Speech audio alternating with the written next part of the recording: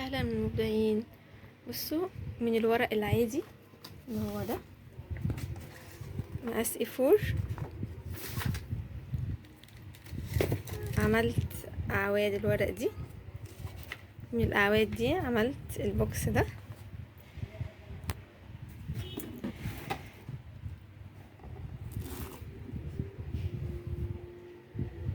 دلوقتي بقى هبدأ الونه واجهزه عشان الشكل النهائي. انا هعمله بسيم البحر. هبدأ اجهز الادوات. عندي نوعين من الملح، ملح خشن وعندي ملح ناعم، وهتشوفوا هعمل بيه ايه في الصندوق. جهزت الادوات كلها اهي، وهنبدأ بقى بسم الله كده. الاول هدي انا بعد كل ده اديته طبقة غيرة مخفف. بعد كده هدهن كله بقى بالابيض عشان اسس الطبقة اللي انا هرسم عليها. ادهنه بالابيض وارجع لكم تاني.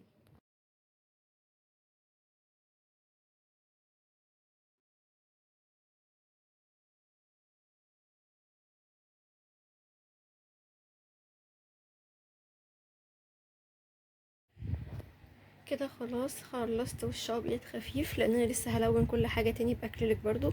بس اديت وش خفيف فيه اسيست على اساس ان الورق كان فيه ورق قديم وفي ورق كان حديث، فايه درجات بهتان الورق كانت باينه ما بالنسبه للقديم والجديد. دلوقتي انا هعمل ميكس ما بين اللون اللي هو لون الساند ده مع الملح الخشن عشان اعمل الرمل. اخد الاول شويه كده واخلطهم على قد المساحه اللي عندي. انا رسمت بالقلم كده كروكي، انا عايزه المساحه اللي فيها رمل قد ايه. مثلا اخد الكميه دي حوالي معلقه وهاخدها.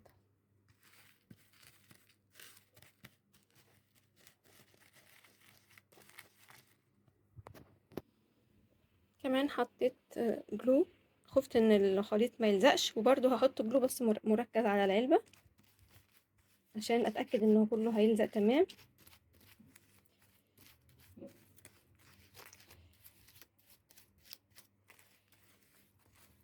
كده خلاص، مجرد بس ما لون الجلو يختفي كده مع الالوان التانية هيبقى كله تمام. كده هبدا اطبق على العلبه.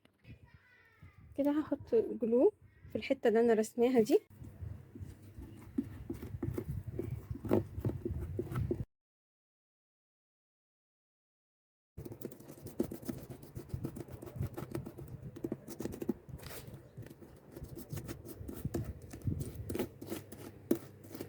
طبعا لازم نفرد طبقه رقيقه مش تخينه قوي عشان ايه كل الملح يلزق كويس.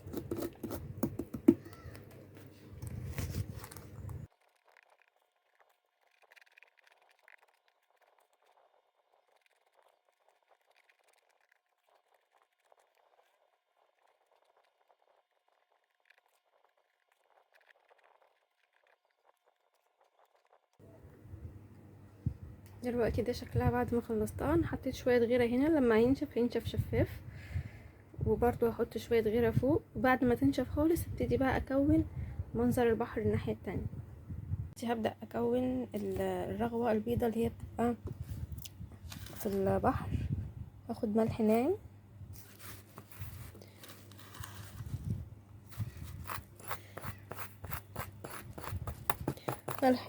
ولون ابيض اللي هو اساس ابيض اللي هو البلاستيك الابيض كده اول مش مائي.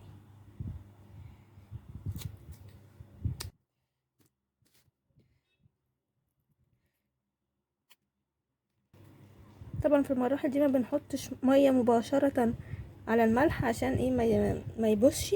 فاحنا بنحط اللون وبنخففه هو بميه الاول لو عايزين، وبعد كده نروح حاطين الملح. ورنيش مائي. الورنيش المائي ده انا جايباه لامع، ده برضو في الاخر خالص هدي بيه طبقه حمايه للشغل كله، بس برضو يعتبر كماده لاصقه. واحط فيه شويه برضو على الصندوق.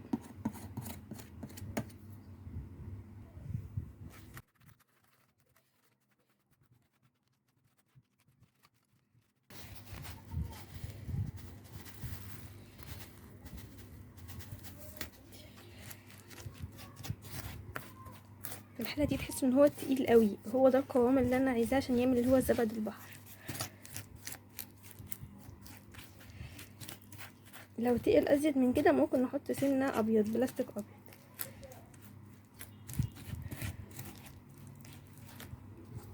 نحط سنه صغيره بس بلاستيك.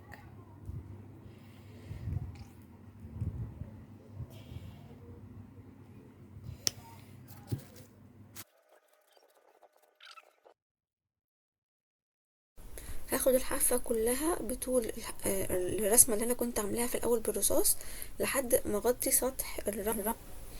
برضو اخد بالي ان انا ما احطش الابيض ده اللي انا عاملاه دلوقتي الرغوة دي فوق اللون الاصفر، لان انا ما استنيتش لما اللون الاصفر بتاعي ينشف وابتدي اعمل طبقة تانية جديدة بتبسيطة كده، اللي هو يبقى ايه، سميك من قدام ورفيع من ورا.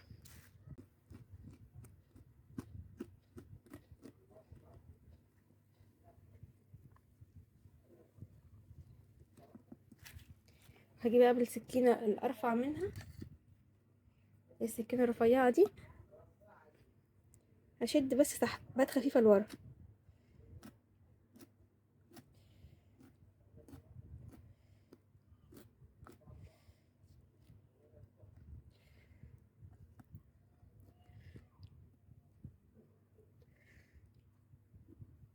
طبعا اخد بالي ان هو ما يجيش على حرف الصندوق عشان الصندوق هيتقفل بعد كده، ميبقاش فيه حتت عالية تمنعه ان هو يتقفل.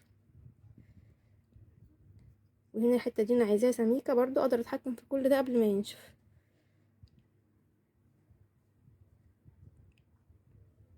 دلوقتي بقى هجهز اللون اللي هحطه اللي هو لونين البحر، قبل ما برضو ما الموجة اللي انا بعملها الزبد ده ينشف عشان هاخده احطه تاني في طبقة تانية. لون البحر، فانا برضو هاخد ملح خبيز، وهعمل لونين، لون لبني ولون مدي على ازرق. طبعا كمية الملح هنا قليلة، اقل من اللي عملت بيه الزبد الابيض. طبعا شوفوا الدرجة عاملة ازاي بره، عشان انا بستخدم طبق اسود فممكن متبقاش واضحة قوي، فانا لازم انا اعمل تيست على ورقة بيضة. لو فتحت سنة كمان هيبقى افضل.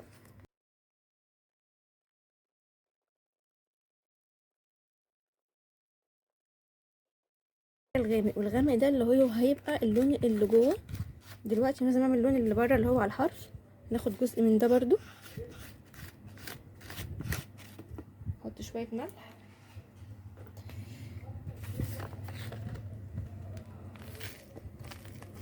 ونفتح بقى اللي احنا عملناه ده قوي، كمية ابيض اكتر من كمية الازرق. الالوان دي كلها انا عاملاها بمركزات الوان، ونزلت الفيديو قبل كده على القناة ازاي تكونوا الوان.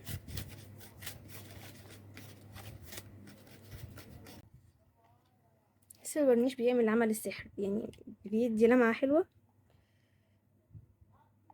في نفس الوقت بيخلي الحاجة تمسك عشان انا حاطة الملح.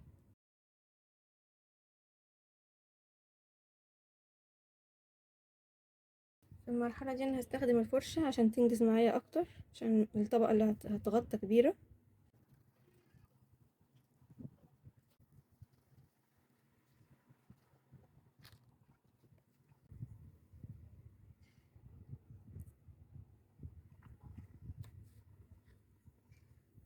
طبعا قبل ما ينشف ادخل معاه اللون التاني ورا.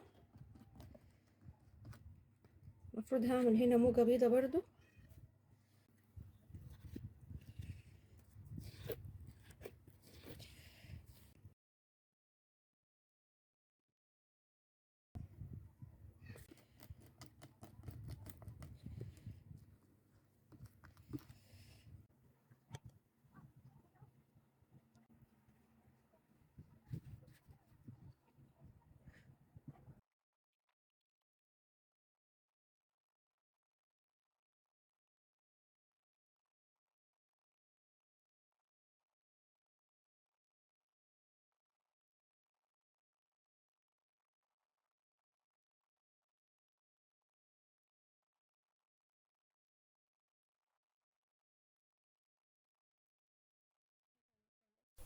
كده خلصت كل التلوين وتجهيز الصندوق.